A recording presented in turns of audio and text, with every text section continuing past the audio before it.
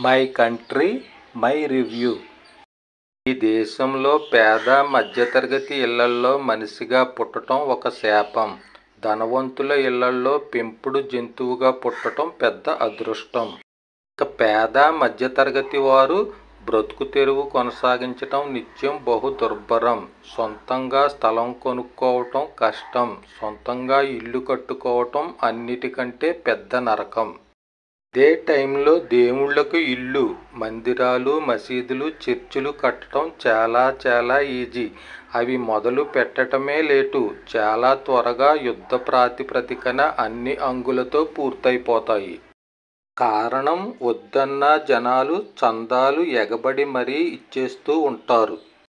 అలాగే వాటిని మెయింటైన్ చేస్తున్నవారు దేవుళ్ల కన్నా ఎక్కువగా రాజభోగాలు అనుభవిస్తూ ఉంటారు. ఆ దేవుళ్లను కొలుస్తున్న భక్తులు మాత్రం ఎప్పుడూ పేదరికంలోనే ఉంటారు. ఆ దేవుళ్లను, ఆ మెయింటర్లను తరచూ దర్శించుకోవటానికి వెళ్ళి నానా ఇబ్బందులు ఫేస్ చేస్తూ ఉంటారు. కొన్నిసార్లు అక్కడే చస్తారు.